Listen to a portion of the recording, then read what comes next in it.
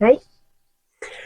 And hi, welcome back to another newspaper article, Lucky Dip, with myself, an Elfie boy, and my most beautiful of co-hosts, Yvette, from whom we shall steal a hat. You joining us today, darling? We ended on something of a article last time. They're not all great. There are very tragic events that come up all the time in these, because there are just articles that have struck my attention. They've obtained my attention while I'm researching other things, and they can be both very positive and very negative. So if you feel like you are negatively affected by any kind of scenario that you can think of, look in the description down below. Don't do it to yourself. Don't watch the episode on the off chance that there may be distressing articles pulled out the hat. But we're going to cross our everything that we have something of a more positive episode this time around. So we'll get into this just now. Let's see what we have. Okay. So first we have the Perthshire Advertiser for the 13th of June 1850. See what the Perthshire Advertiser has for us. Okay, so we have no title here. It reads, "Cases of madness are unusually frequent at Vienna just now. Indeed, insanity seems to have assumed the character of an epidemic. No fewer than 13 persons were carried into lunatic asylums in one day last week from Vienna alone. This strange occurrence has drawn to Vienna several foreign medical men of ability, desirous of investigating its cause." Fair enough. It would be interesting to know what the 13 people suffered from, in what way their mental illness was showing, was presenting to those around them. Because this is 1850, the lunatic asylums, the mental health institutions, were not very progressed. Beforehand you had really convents and monasteries and religious organisations, less so monasteries after the 16th century. But religious institutions would take in and care for people that they would term imbeciles or lunatics, or somehow falling below the social norms of whatever era. In the Victorian age, you had people who were just something of a nuisance to their families, sent to these places. So willfulness in women, that could land you in an asylum. If you showed a propensity for independence, for example, an independent living, then you could be sent to an asylum.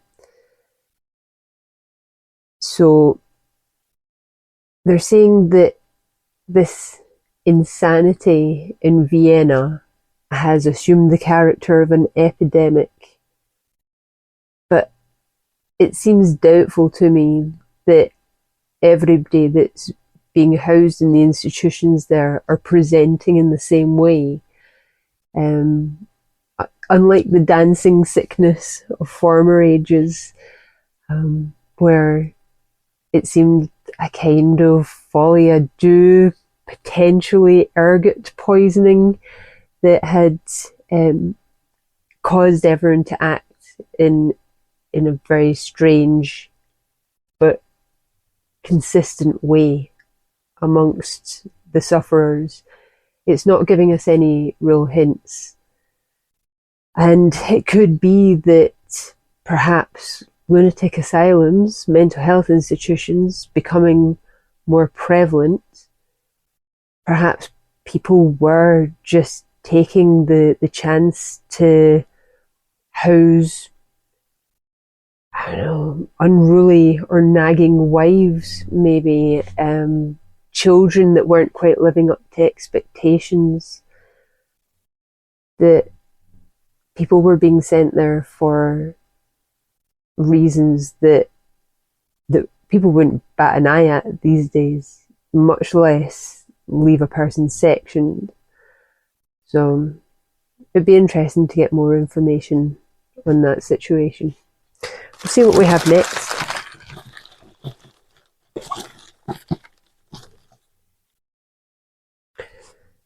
Okay, we have the Aberdeen Press Journal for the 28th of March 1878. Let's see what the Aberdeen Press Journal has for us. Okay, so I know why this article struck me, and it's because I'm really interested in sleep apnea and sleepwalking. These kind of cases where it's beyond the person's control, that you could act out in any way you like, just based on what it is you're dreaming about, which, again, it's not really in your control. So we have narrow escape of a somnambulist, and we've had a couple of sleepwalking articles already have come out of these rundowns. So this one reads, a very strange occurrence happened at Pontefract on Monday night, and it is a wonder it did not have a fatal termination. It appears that a son of Superintendent E. Fernside of the Borough Police Force, named Henry, aged 10 years, was put to bed along with a younger brother on Monday night. About 10 o'clock, the little fellow seems to have got up in his sleep, frightened, and under a delusion that the house was on fire. Proceeding downstairs and finding the doors fastened, he returned to his bedroom, which was the third story of the building, and opening the window, jumped to the ground below, the distance being 24 or 25 feet from the window to the garden walk, which is flagged. The boy appears to have alighted on his feet, and the visible injury appears to be but trifling, and he is at present merely suffering slightly from the effects of the shock. Okay. Yeah, I'm pretty surprised that he had such an escape from injury. The last article of this type that we came across was a man who was hanging out the window, has let go, has turned so as to have landed head first on the top of a policeman's head, and it left them both critically injured. This kid has jumped to the ground 25 feet below his window, which was flagged, paving stones. It wasn't soft land that he alighted on. You'd think broken ankles at the very least. Having landed on his feet, maybe being a child, he's just springier. I don't know. Surprised that he escaped. They're going to know to lock the windows from now on, certainly. It hasn't said in any of these articles whether there was any history of sleepwalking prior to the incidents that ended up being reported on. Our first man seems to have escaped from a sex worker's room where he was spending the night naked, and come round on the Gallagate on the assumption that all his belongings had been stolen, that he must have been mugged. I'm not sure. If I was the reporter, I would want more information. It's very frustrating sometimes, the lack of additional details that you get. Have another one. You joining us? Nee? Okay. So we have Aris's Birmingham Gazette for the 25th of January 1762. So this is an older article from a paper I don't recognise, but a lot of these articles were found like during the process of research. So Aris's Birmingham Gazette, was it? Yeah. We'll see what this has for us. Okay, so this will be our last article just due to the length of it. There's no title, so we don't know what we're getting into here. Hold your hats. Let's hope we go out on a positive note. We have further account concerning the ghost in Cock Lane near West Smithfield. The clergy, as well as laity, who are endeavouring to satisfy themselves concerning the reality or deception of this strange story, seem at present much divided in their sentiments, some regarding it as a palpable imposition which a very short time and attention must infallibly expose, whilst others put a graver face upon the matter and are much inclined to give credit to it. The story is concisely related thus, the daughter of Mr. Redacted, officiating clerk of St. Sepulchre's, lay with the person said to be poisoned in the absence of her husband, who was in the country at a wedding about 2 years since, when the knocking was first heard, to the great terror of this child, she frequently crying that she might not be taken away, etc. Soon after this woman died, whose apparition is now supposed to appear to this same child, and in answer to the question put to her on Tuesday night, what was the occasion of the first knocking, etc., before she died, answered that it was the spirit of her sister, the first wife of Mr. Redacted, who was husband to them both. On Tuesday night, the clergyman, who every night gives his attendance in this affair, accompanied by 2 others who were not there the night before, and about 20 other persons, among whom were 2 negroes, filled the room where the child lay. They first thoroughly examined the bed, bedclothes, etc., and being satisfied that there was no visible appearance of deceit, the child with its sister was put into bed, which was found to shake extremely by the gentleman who had placed himself at the foot of it. Among others, the following questions were during this visitation asked: whether she could visibly appear to anyone? Yes. Whether she would do so? Yes. Whether she could go out of that house? Yes. Whether she would follow the child everywhere? Yes. Whether she was pleased in being asked questions? Yes. Whether it eased her mind? Yes. Here a mysterious noise, compared to the fluttering of wings round the room, was heard. How long before her death had she told Carrots, her servant, that she was poisoned? 1 hour. Here Carrots, who was admitted to be one of the company on Tuesday night, asserted that the deceased had not so told her, she being at that time speechless. How long did Carrots live with her? 3 or 4 days.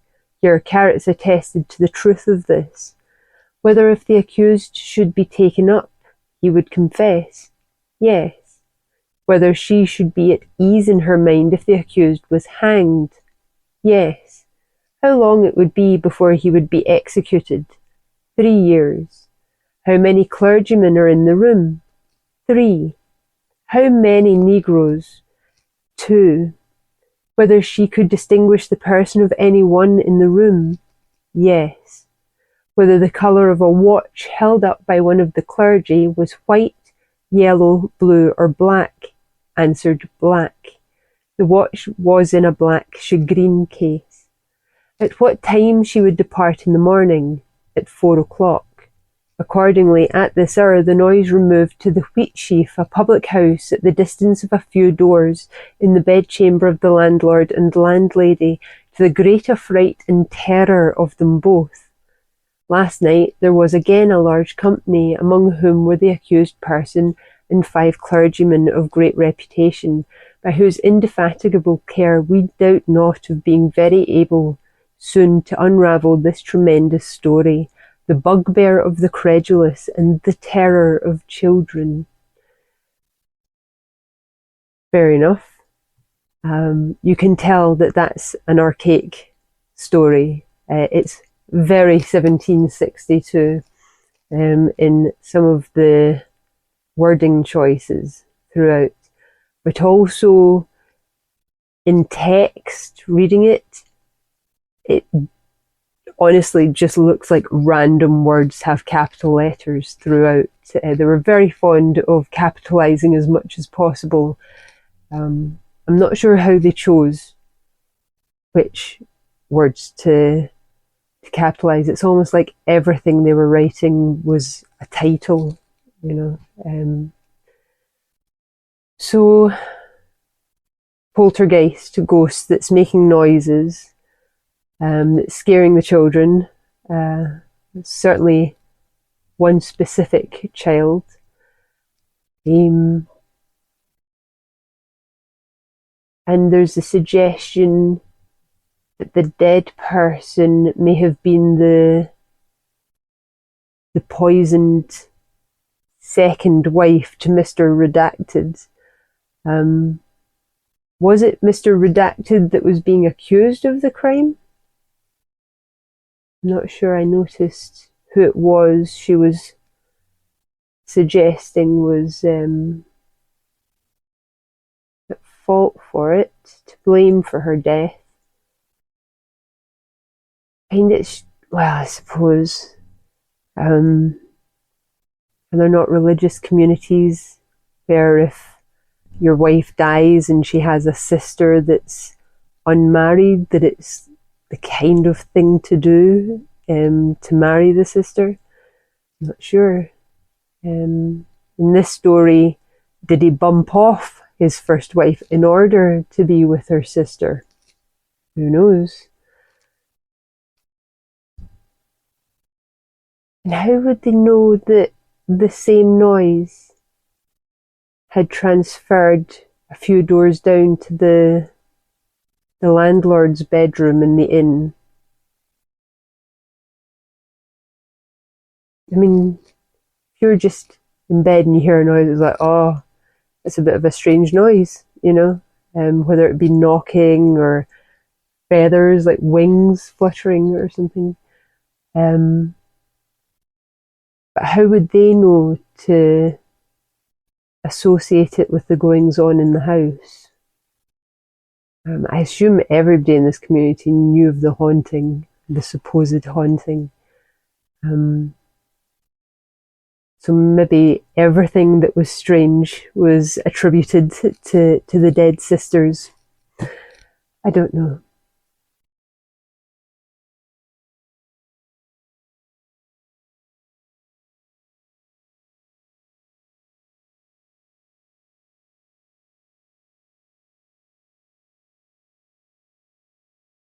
That's a bit of a strange one to end on. I like ghost stories though. So, and we are coming up to Halloween. Not fast enough, but it is approaching. So, we may see you next time. Take care.